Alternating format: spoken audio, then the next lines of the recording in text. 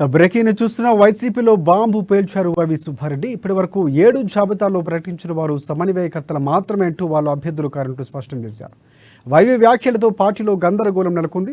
సమన్వయకర్తలే అభ్యర్థులని భావిస్తున్నారు.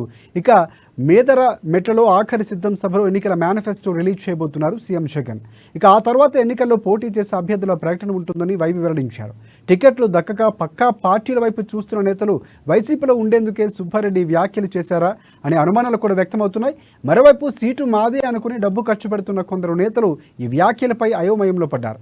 చివరి నిమిషంలో సీటు వేరే వాళ్ళకి ఇస్తే మా పరిస్థితి ఏంటని కూడా గగ్గోలు పెడుతూ వెల్లడిస్తున్నారు.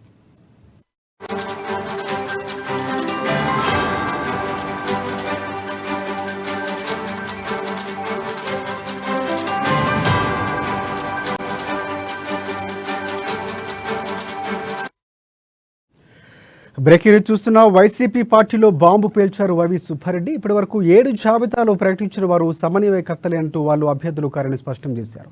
వైవి వ్యాఖ్యలతో పార్టీలో గందరగోళం నెలకొంది. సమన్వయకర్తలే అభ్యర్థులని భావిస్తున్నారంతా.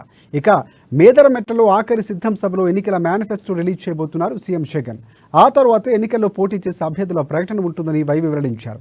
టికెట్లు దక్కక పక్క పార్టీల వైపు చూస్తున్న నేతలు వైసీపీలో ఉండేందుకే సుబ్బారెడ్డి వ్యాఖ్యలు చేశారా అనే అనుమానాలు వ్యక్తమవుతున్నాయి. మరోవైపు సీటు మాదే అనుకుని డబ్బు ఖర్చు పెడుతున్న కొందరు నేతలు ఈ వ్యాఖ్యలపై అయోమయంలో పడ్డారు. చివరి నిమిషంలో సీటు వేరే వాళ్ళకిస్తే మా పరిస్థితి ఏంటని గగ్గోలు పెడుతున్న వారు ఉన్నారు. సిట్టింగ్ ఎమ్మెల్యేగా ఉన్నా పార్లమెంట్ అభ్యర్థి ఇంకొకసారి బహుశా ఫైనల్ లిస్టే వచ్చేస్తుంది. బహుశా మా సిద్ధం 4వ సభ కంప్లీట్ అయిపోయినాక మేనిఫెస్టో లిస్టు 2 కూడా 1-2 రోజుల తేడాతో రిలీజ్ చేసే కార్యక్రమం జరుగుతుంది. మేనిఫెస్టో కూడా పూర్తిగా తయారు చేసే కార్యక్రమం మా పార్టీ అధ్యక్షుడు జగన్మోహన్ రెడ్డి గారు ఫైనల్ లిస్ట్ 1 లిస్ట్ ఇప్పటి వరకు ఉన్న లిస్ట్ దాదాపుగా ఫైనల్ అనుకోవచ్చు సార్. అంటే నియోజకవర్గాల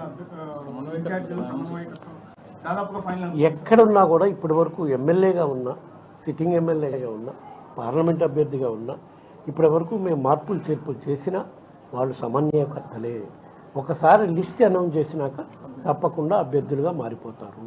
అప్పటి వరకు ఎవరైనా సరే, శాసనసభ్యులైనా ఎవరైనా కూడా, కాకపోతే అక్కడ నియోజకవర్గంలో శాసనసభ్యులుగా ఉన్నారు కాబట్టి వాళ్ళ కార్యక్రమం వాళ్ళు చేసుకునే కార్యక్రమం చేస్తారు. బట్ ఎక్కడెక్కడ మార్పులు చేరుకుని జరిగినాయో వాళ్ళు సమన్వయకర్తలుగానే నియమించడం జరిగింది. ఫైనల్ లిస్ట్ వచ్చినాకనే అదే కన్ఫర్మేషన్ అవుతుంది.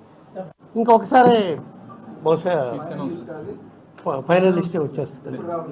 బహుశా మా సిద్ధం 4వ సభ